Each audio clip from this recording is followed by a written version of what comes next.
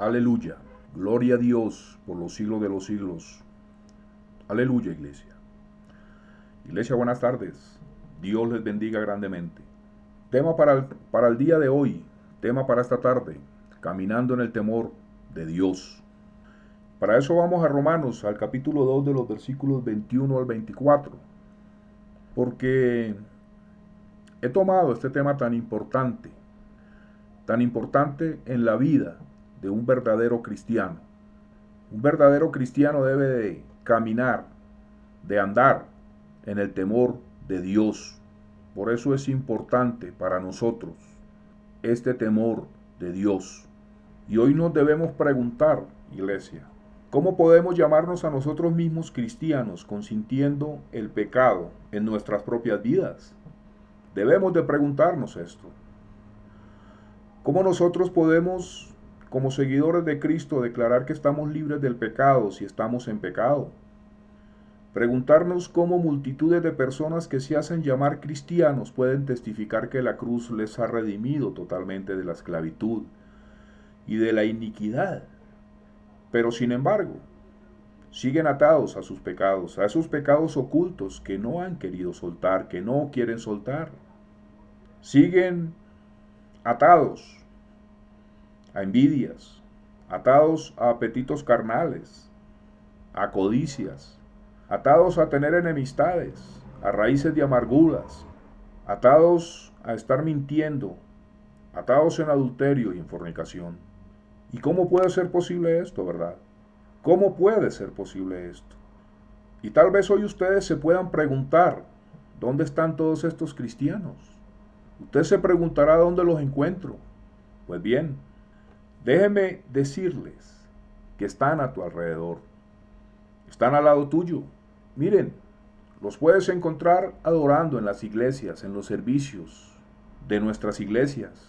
Los puedes encontrar cada domingo en la escuela dominical, levantando sus manos en alabanza a nuestro Señor y Salvador Jesús y gritando gloria a Dios y aleluya.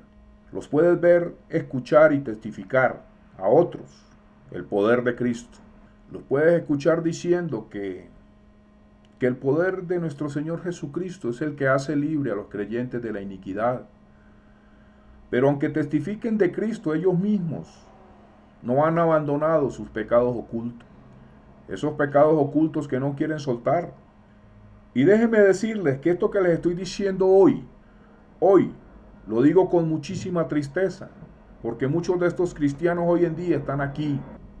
Y ese pecado que está tan arraigado en estas personas, que no quieren soltar, hace que ellos crean que nada puede sacarlos de allí.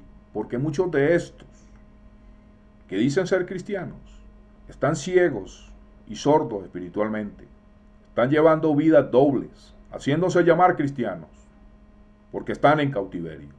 Y este cautiverio hace que piensen que no hay oración, que no hay consejos, que no hay sermones que les pueda ayudar, porque estos pecados ocultos ha tomado su corazón a tal punto que han terminado llevando una carga pecaminosa y de condenación, haciéndose llamar cristianos. Esta es la realidad de muchos hoy en día. Es así de simple, iglesia. Pues bien, ya estamos en Romanos. Romanos capítulo 2, versículo 21-24. Aleluya. Santo por siempre, mi Señor amado. Vamos a leer la palabra en el nombre del Padre, del Hijo y del Espíritu Santo. Romanos capítulo 2 de los versículos 21 al 24, donde la palabra nos dice: tú pues que enseñas a otro, ¿no te enseñas a ti mismo? Tú que predicas que no se ha de hurtar, hurtas. Tú que dices que no se ha de adulterar, adulteras. Tú que abominas de los ídolos, cometes sacrilegio. Tú que te jactas de la ley, con infracción de la ley deshonras a Dios, porque como está escrito, el nombre de Dios es blasfemado entre los gentiles por causa de vosotros. Miren, esto que nos muestra el apóstol Pablo en Romanos, es lo que acabamos de leer. Nos muestra lo que muchísimos creyentes viven hoy en día, y que tal vez muchos de nosotros vivimos y estuvimos en esas ataduras hace algún tiempo, haciéndonos llamar cristianos. Y aunque Pablo se refería en su tiempo al pueblo judío, Estos mismos versículos se refieren hoy en día al pueblo de Cristo. La palabra nos está diciendo que como creyentes de Jesús, ¿por qué no podemos ser verdaderos cristianos, sujetándonos a sus santos mandamientos, que están en su palabra, en su sana doctrina?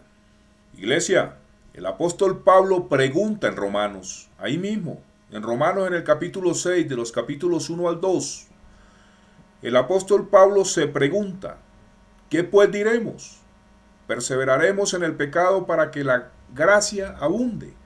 En ninguna manera, porque los que hemos muerto al pecado, ¿cómo viviremos aún en él? Pablo se pregunta esto, iglesia. Él se pregunta, ¿cómo podemos seguir viviendo en el pecado si hemos recibido tan increíble bendición en Cristo? ¿Por qué seguir en el pecado si hemos sido bautizados en él, sepultados y resucitados con él y transformados conforme a su imagen? Mira, iglesia, el hecho aquí es que mientras duremos más tiempo consintiendo nuestros pecados, esos pecados que nos acosan, más fuertes, se aferran a nosotros. Es como un cáncer que hace metástasis por todo nuestro ser, contaminando todos nuestros pensamientos y acciones. Miren, su podrido poder pecaminoso causa destrucción en todas las áreas de nuestras vidas, desde nuestro caminar con nuestro Señor Jesucristo hasta nuestras relaciones y cada cosa que tocamos, hasta allá llegan. Y déjenme decirles que el pecado nunca va a morir por sí solo, si no es desarraigado y destruido. Déjenme decirles que si no lo quitamos de nuestras vidas, entonces este pecado viene a tomar posesión de nosotros, afectando nuestras conciencias, causando la pérdida del discernimiento espiritual. Y no veremos la diferencia entre lo bueno y lo malo, entre lo profano y lo santo, porque se empezará a anular y a borrar nuestra capacidad de discernir lo bueno de lo malo. Y entonces la voz del pecado gana nuestro oído, nuestra mente, y poco a poco empieza a justificar nuestros pecados en nosotros mismos, dándonos argumentos escriturales para apoyarla. Finalmente terminaremos desarrollando una resistencia contra las predicaciones de la sana doctrina, y vamos a llegar a tal punto que no responderemos ya más a la convicción del Espíritu Santo. Hoy en día muchos cristianos están en esta horrible condición y se tornan a la defensiva, ¿saben? Cuando se les confronta acerca de sus concupiscencias, se les puede escuchar decir y reclamar que lo que están haciendo no está mal. Y llegas a escucharlos decir que han orado por este pecado y decir que el mismo Espíritu Santo les ha hablado y les ha dicho que no están en pecado. Pero su realidad es otra, porque en su interior él sabe que su proceder contradice la palabra de Dios. Y esto pasa porque viven vidas dobles en sus propias concupiscencias sin el temor de Dios. Mire, iglesia, de acuerdo a la provisión en el pacto de Dios con la iglesia de Cristo, el Espíritu Santo nos llena de poder para vivir victoriosamente sobre el diablo. El Espíritu Santo nos da todos los recursos que nosotros necesitemos para destruir su dominio en nuestras vidas. El Espíritu Santo es el que nos ayuda a obedecer los mandamientos del Señor. La promesa del nuevo pacto de Dios es la de romper todo cautiverio y hacernos libres de lo que hemos estado prisioneros en nuestras propias pasiones. Pero este pacto, este nuevo pacto de Dios a través de nuestro Señor Jesucristo es solo para aquellos que están cansados de sus pecados. Por esta razón el Espíritu Santo derrama su poder libertador en aquellos que no ven sus pecados como un asunto serio. Pero déjenme decirles que si un cristiano piensa que el Espíritu Santo lo va a liberar de su pecado sin tener disposición en quitarlo de su vida, está muy equivocado. Déjeme decirle que está muy equivocado. Porque Dios detesta a todo cristiano que se sienta a disfrutar en sus propias concupiscencias mientras espera que el Espíritu Santo lo libere de sus pecados. Déjenme decirles que así no funciona. Así no funciona la libertad en Cristo. Y este es el verdadero resultado de todas estas falsas doctrinas que estos falsos maestros enseñan hoy en día. Porque no solo confortan a los cristianos en sus pecados, sino que también falsifican el nuevo pacto de Dios. Porque estas doctrinas de error hacen que los creyentes continúen aferrándose a una práctica pecaminosa esperando a que Jesús pase y los liberte. No, así no funciona, así no funciona.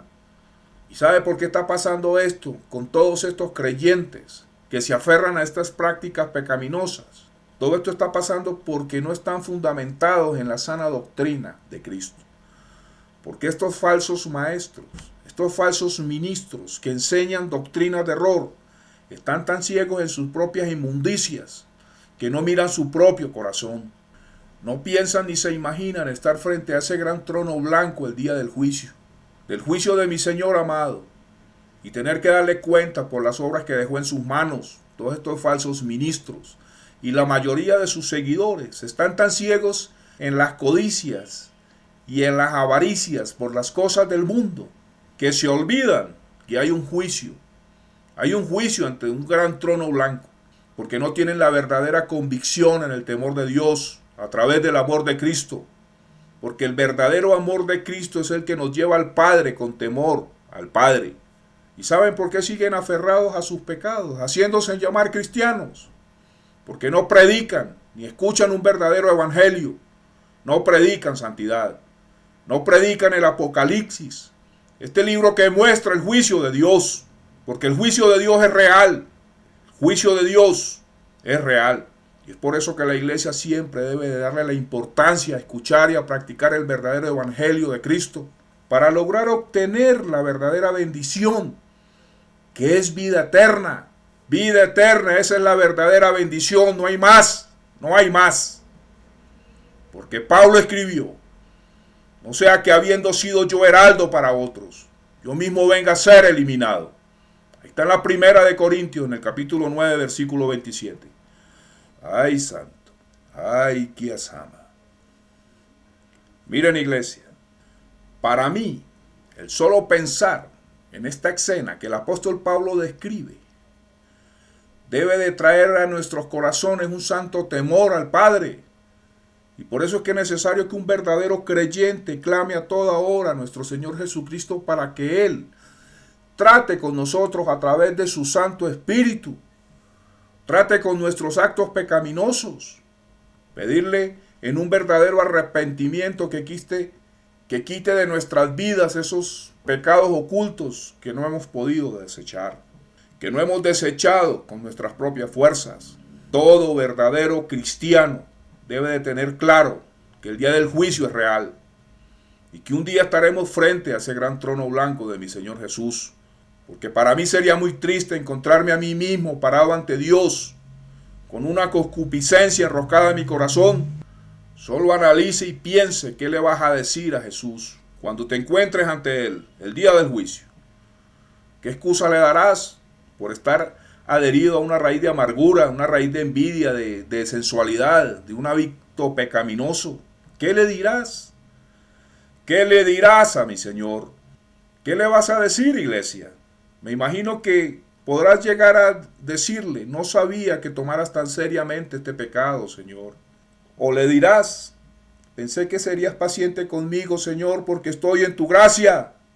O tal vez llegues a decirle, siempre he creído en la promesa de tu nuevo pacto, Señor, pero simplemente me mantuve esperando que el Espíritu removiera el pecado de mí, porque lo que me predicaron en esas doctrinas de error es que todo ya lo habías pagado en la cruz y que por lo tanto yo no iba a ser condenado. No.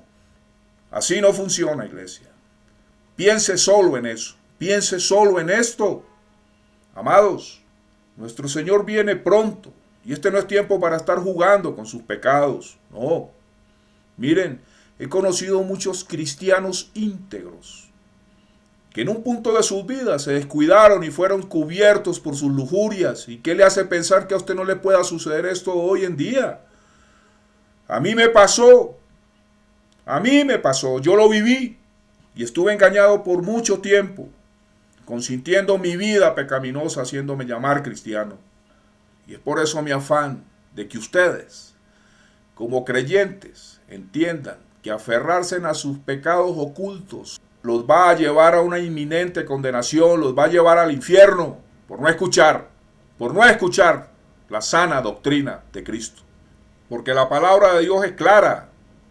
Miren, la palabra dice, por cuanto todos pecaron y están destituidos de la gloria de Dios. Romanos capítulo 3, versículo 23. Hoy usted necesita preguntarse a sí mismo, ¿por qué continúa en su pecado? Pregúntese por qué todavía está agarrado a ese demoníaco cautiverio. Pregúntese por qué no es libre. Pregúntese eso. Pregúntese eso y medite en esa pregunta. Y usted se dará cuenta que el Espíritu Santo le mostrará que no tienes el temor de Dios. Porque si te encuentras en esta condición pecaminosa es porque no tienes temor de Dios. Ay, Sama. Muchos cristianos modernos hoy en día no tienen el temor de Dios plantado en sus corazones por el Espíritu Santo.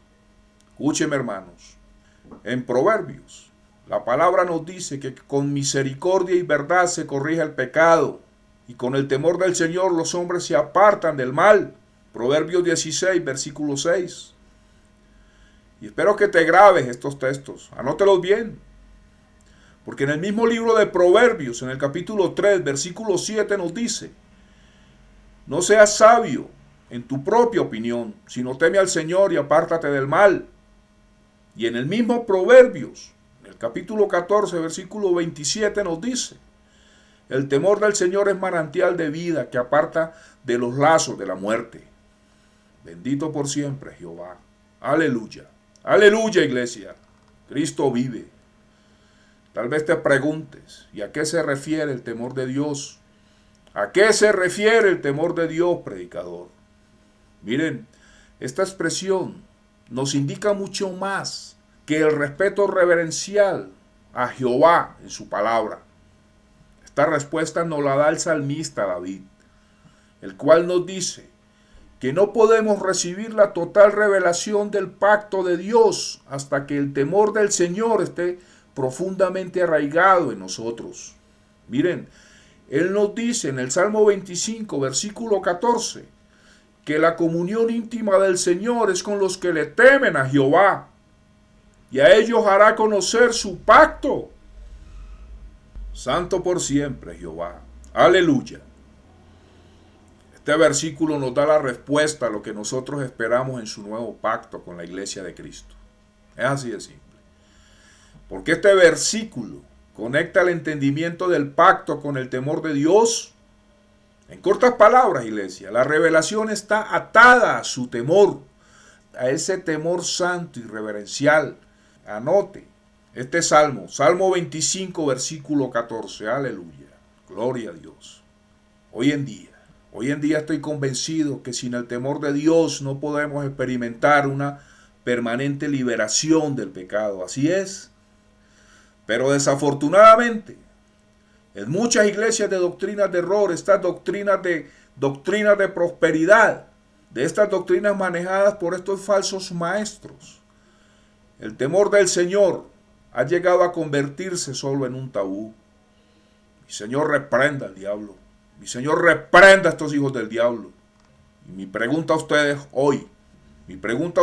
hoy es: ¿cuándo fue la última vez que usted escuchó un sermón predicado sobre el temor de Dios?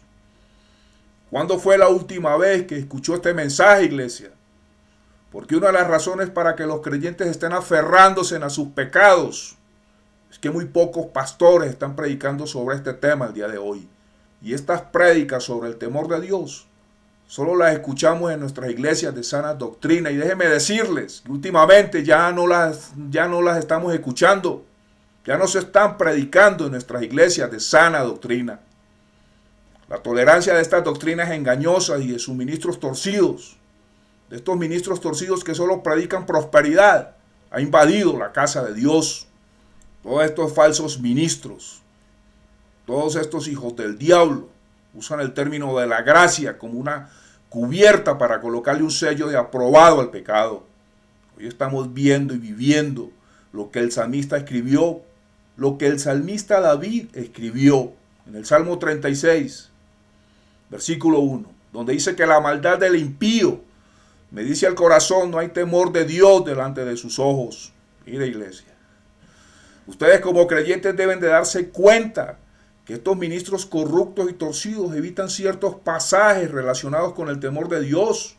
Usualmente estos apóstatas tuercen la palabra, tuercen la escritura. Predican y usan versículos como los del apóstol Pablo en la segunda a Timoteo en el capítulo 1 versículo 7. Que es este que dice: porque no nos ha dado Dios espíritu de cobardía, sino de poder, de amor y de dominio propio. Usan estos versículos, tuercen la Biblia. Usan versículos como los que están en la primera de Juan, que dicen que en el amor no hay temor, sino que el perfecto amor echa fuera el temor. Ahí está en la primera de Juan, en el capítulo 4, versículo 18. Y usan otros más, referentes a la gracia y al temor. Otros más como el que está en Romanos, capítulo 8, versículo 15, el cual dice: pues no habéis recibido el espíritu de esclavitud para estar otra vez en temor. Mira, iglesia, estos pasajes que estos torcidos usan, son maravillosos, son pasajes maravillosos de la Escritura. Pero estos pasajes se refieren al temor del hombre o al temor a Satanás, no al temor de Dios. La misma palabra usada como temor en esos versículos es también usada en el libro de los Hebreos, el cual dice: así que podemos decir confiadamente: el Señor es mi ayudador, no temeré lo que me pueda hacer el hombre. Ahí está en Hebreos capítulo 13, versículo 6.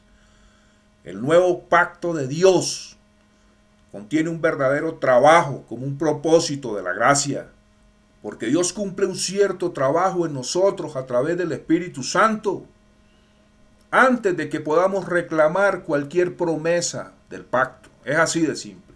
Y ustedes me preguntarán: ¿cuál es este trabajo sobre el cual dependen los otros? Pues bien, en Jeremías, miren, el profeta Jeremías nos dice: y pondré mi temor en el corazón de ellos para que no se aparten de mí.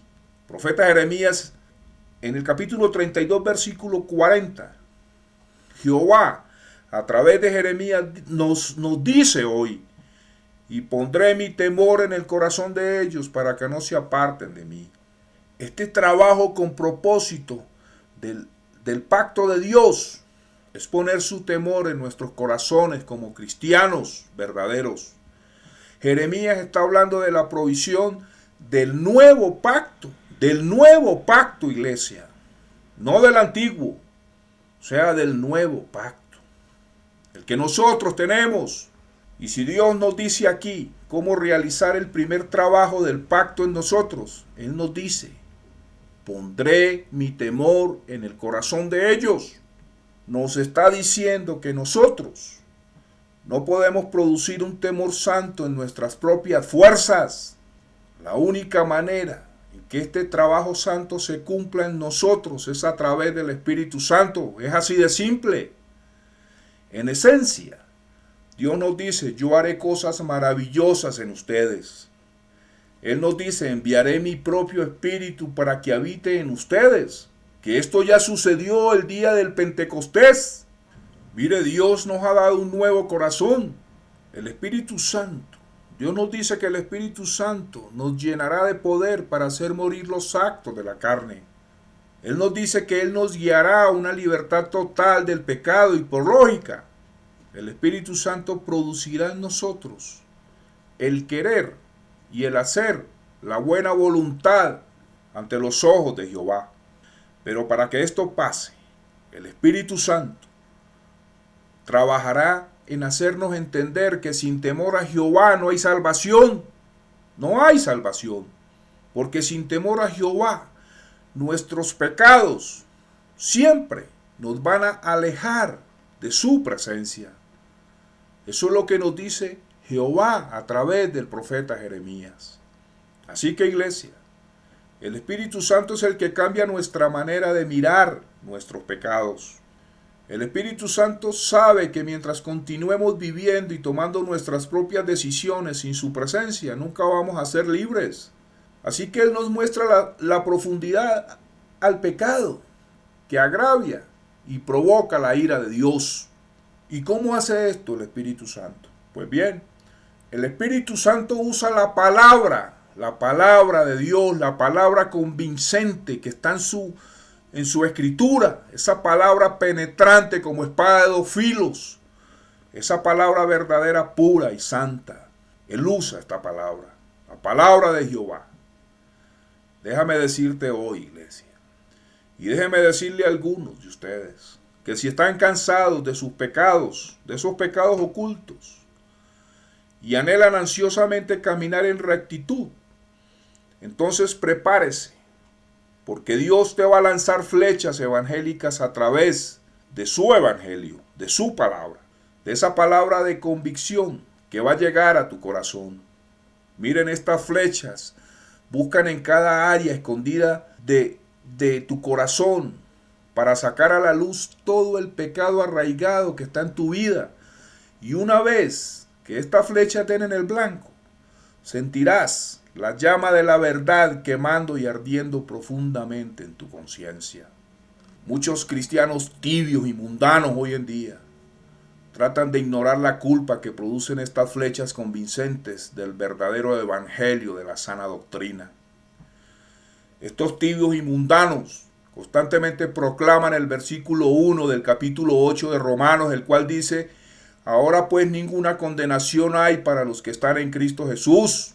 Pero se les olvida seguir leyendo, ¿saben?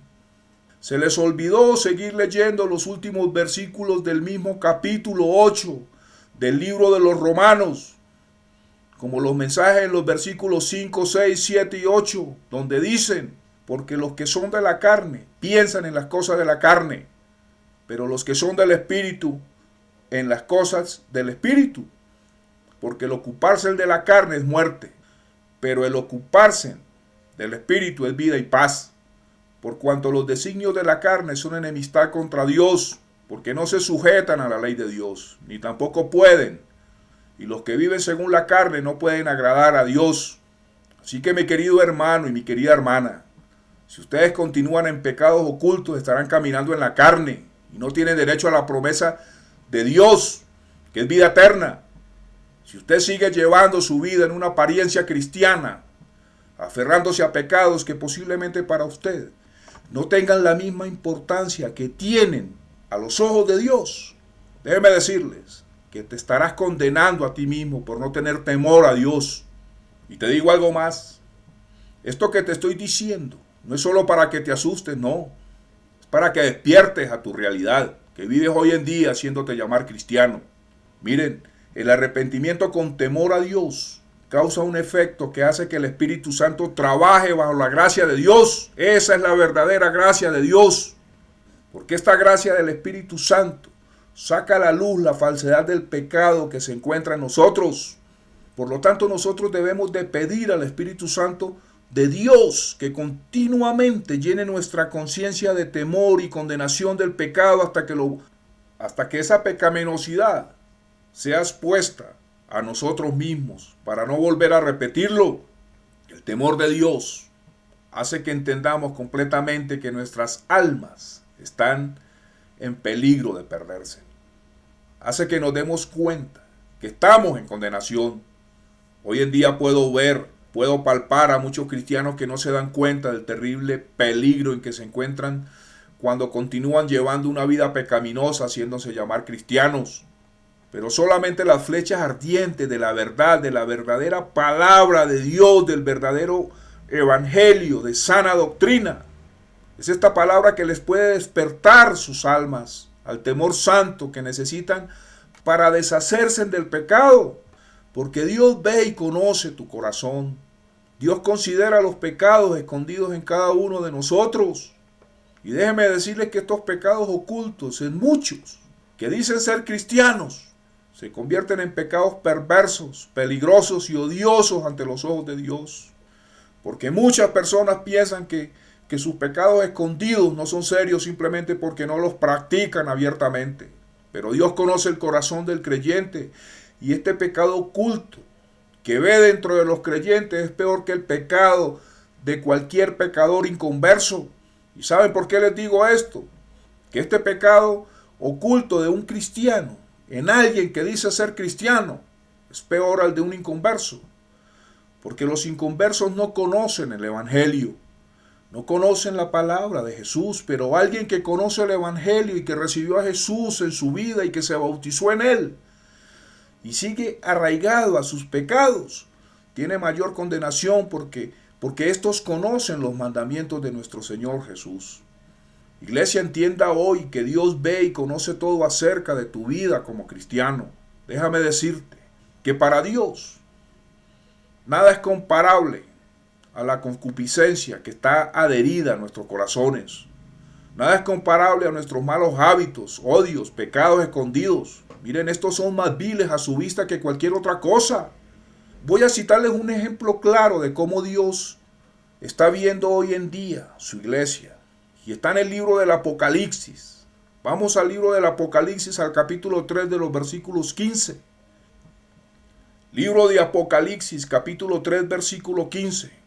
Para refrescar nuestra memoria sobre lo que nuestro Señor Jesús nos dice. Él nos dice, a través de la iglesia de la Odisea, dice: yo conozco tus obras, que ni eres frío ni caliente. Ojalá fueses frío o caliente. Apocalipsis 3, capítulo 15, ¿verdad? Ok. Déjame explicarte este pasaje. Nuestro Señor está diciendo: tú no eres lo que profesas ser ante los demás. Y te dices a ti mismo que no necesitas nada porque eres cristiano. Pero yo, Jesús, te digo que eres tibio, porque ante los demás te ves como íntegro y próspero. Pero yo veo y conozco tu corazón, y sé que el celo que una vez tuviste por mí se ha secado. Esto es lo que Jesús le dice hoy a sus creyentes, a estos creyentes tibios y mundanos. Y si analizamos Proverbios, capítulo 4, versículo 23, ¿qué nos dice? Él en Proverbios, en el capítulo 4, versículo 23, nos dice que sobre toda cosa que guardes, guarda tu corazón, porque de él mana la vida. Asimismo, en el mismo libro de Proverbios, en el capítulo 23, versículo 7, nos dice: porque cuáles son sus pensamientos íntimos, tal es él. O sea que conforme en su corazón es esta persona. Estos versículos son flechas, iglesia, son flechas agudas del Espíritu Santo. Esta palabra limpia hace pedazos nuestros corazones, diciéndonos: tú no puedes huir de la vista de Dios. Cada cosa que has escondido secretamente en tu alma será manifestada. No importa si actúas o no sobre estas cosas. Pero déjame decirte que Dios no pasará por alto tus pecados ocultos. Es así de simple, entienda eso hoy. Y tenga en cuenta que mientras más tiempo pases en pecado, es más peligroso que tu corazón se endurezca. Es así de simple. El escritor de Hebreos, en el capítulo 3, de los versículos 12 y 13, él nos dice: mirad, hermanos, que no haya en ninguno de vosotros corazón tan malo e incrédulo, que se aparte del Dios vivo. Antes bien, exhortaos los unos a los otros cada día, entre tanto que se dice, para que ninguno de vosotros se endurezca por el engaño del pecado. Tal vez, quizás alguna vez, su corazón tembló al escuchar la palabra de Dios.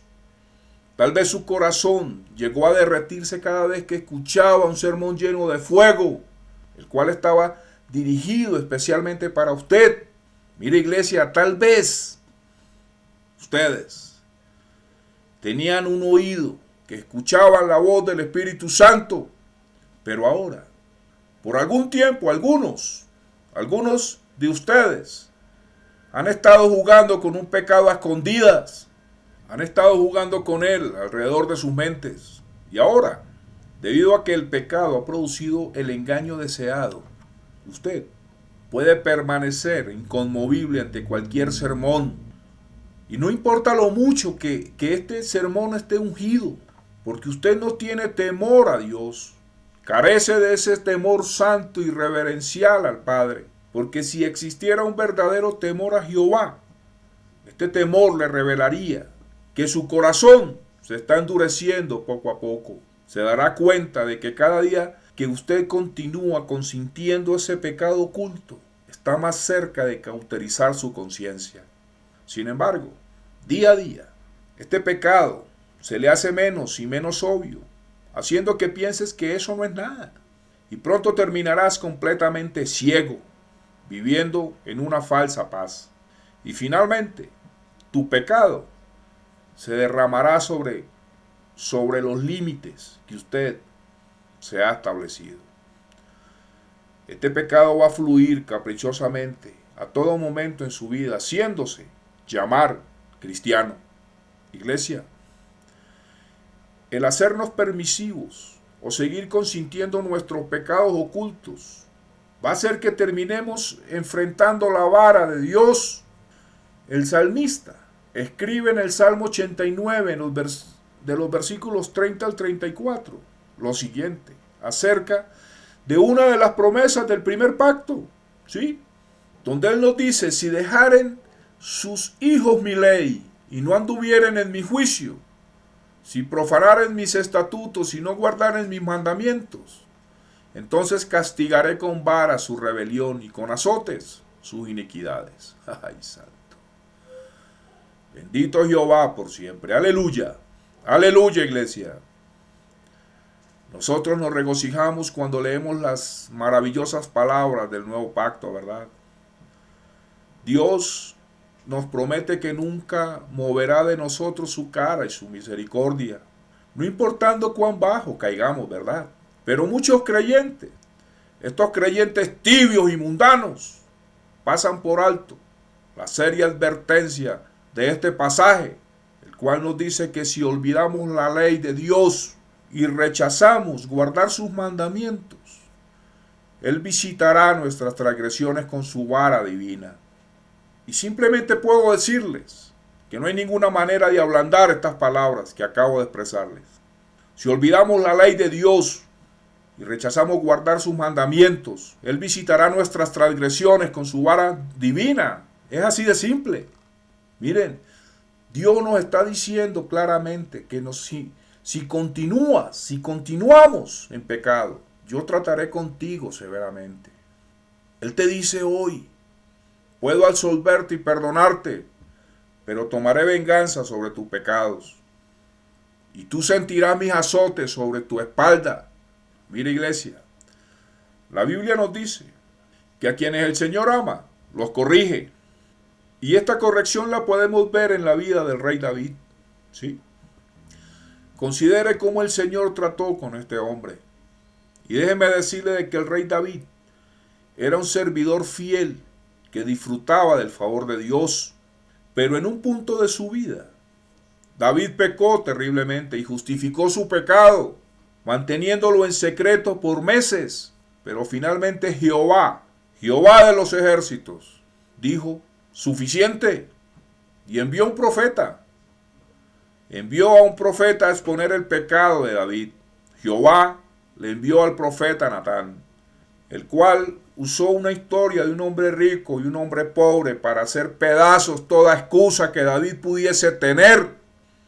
Esta historia está en la segunda de Samuel, en el capítulo 11 y 12. Miren, el rey admitió su pecado y dijo: soy culpable. Pero déjeme decirle que no fue suficiente para David admitir su pecado. No le fue suficiente, porque Dios no solamente expuso el pecado de David, sino que también dispuso su divina vara sobre las espaldas de su siervo.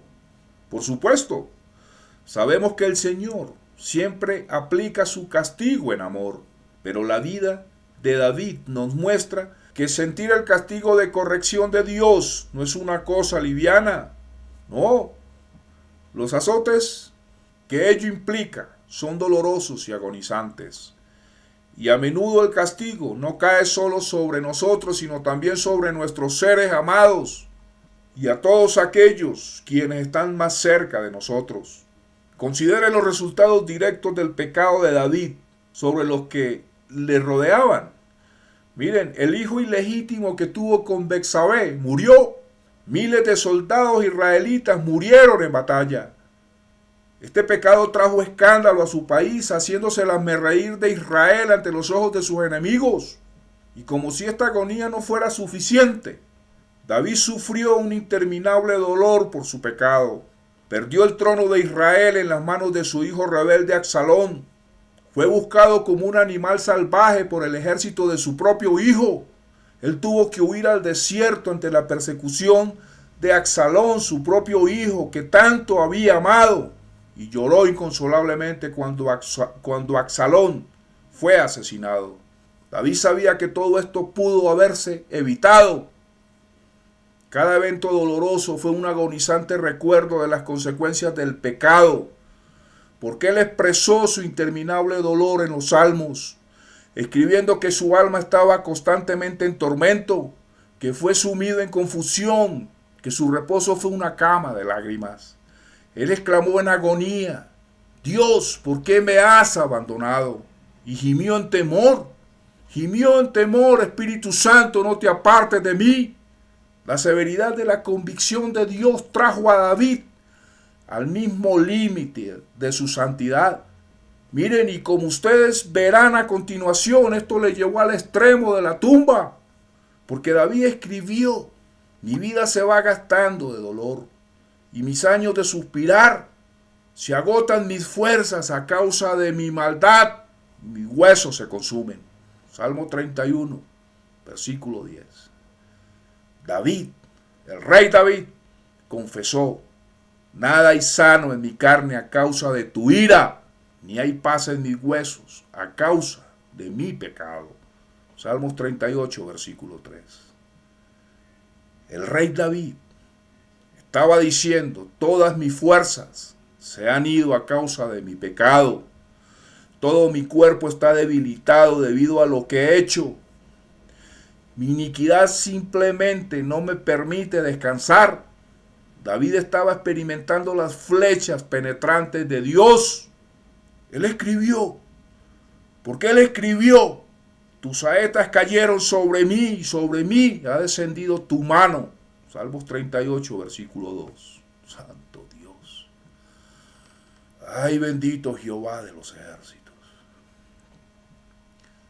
Miren, de esta manera le fue enseñado a este amado siervo, a David, el temor de Dios. Y parte de su dolorosa lección fue la pérdida de la paz con el Señor. Porque él exclamó: él debilita mi fuerza en el camino, acorta mis días. Ahí está en el Salmo 102, versículo 23. Hoy puedo decirte que no importa quién eres, si guardas un pecado en secreto, porque experimentarás continuos disturbios en tu vida, en tu hogar, en tu familia, tu trabajo. Empezarás a sentirte más y más cansado, confundido y agitado por interminables preocupaciones y temores. Y toda tu paz y toda tu fuerza se irán de ti. Si tú continúas en pecado, perderás tu utilidad en el reino de Dios. Y escúchenme, pastores, ustedes que llevan una obra, y si alguno es pastor y me está escuchando hoy y tiene pecados ocultos, lo más probable es que el Señor le diga a través de su Santo Espíritu: hijo, lo siento, te amo, te perdono, y mi misericordia te alcanzará, pero no te puedo seguir usando. Ay, santo. Hoy en día que le sirvo al Señor, para mí, esta es una de las cosas más terribles que me pueda imaginar.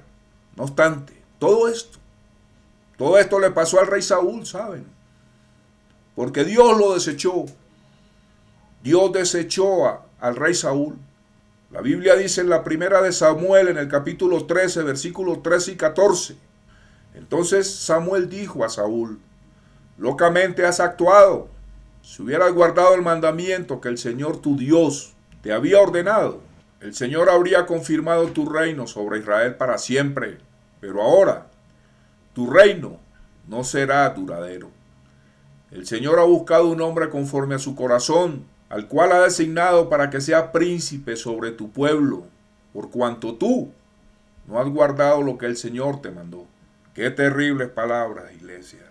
Dios le dijo al rey Saúl: tú podrás haber tenido continuamente mi bendición sobre tu vida. Yo estaba dispuesto a establecer tu reino en Israel para siempre.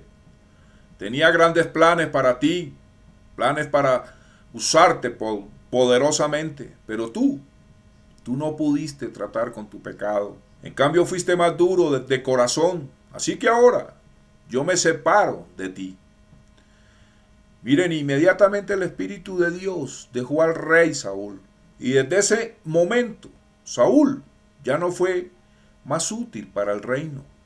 Desde ese instante en adelante, cada cosa que Saúl hizo fue en sus propias fuerzas. Mira, iglesia, en estos últimos tiempos vemos que el Espíritu de Dios está obrando y sacudiendo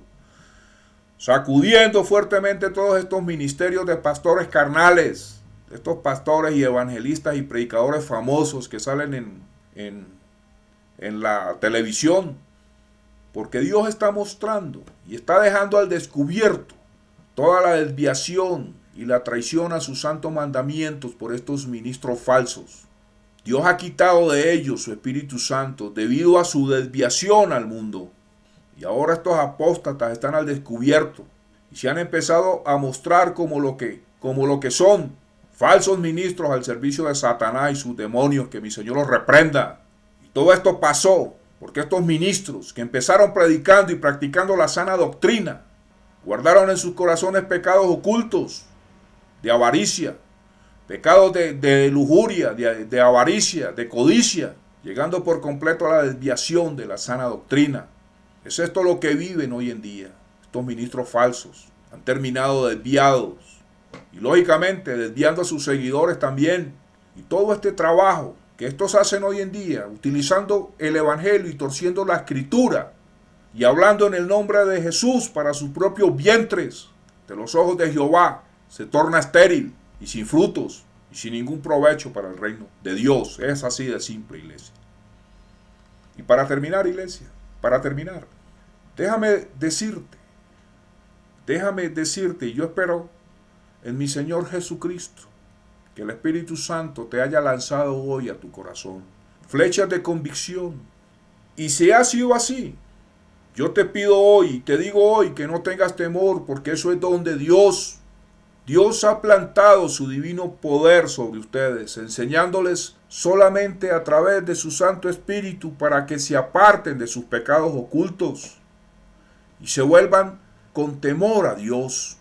Porque una vez que te convenzas de la maldad de tu pecado, estarás listo para fortalecerte en el Espíritu Santo. El libro de los Hechos de los Apóstoles nos dice: entonces las iglesias tenían paz por toda Judea, Galilea y Samaria.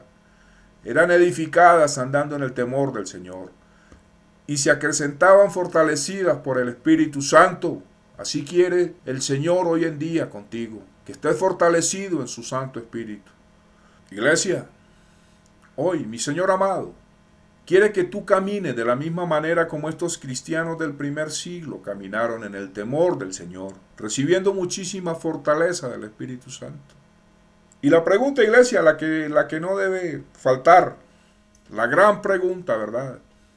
¿Qué es lo que significa andar en el temor del Señor, verdad? ¿Qué significa andar en el temor de Dios?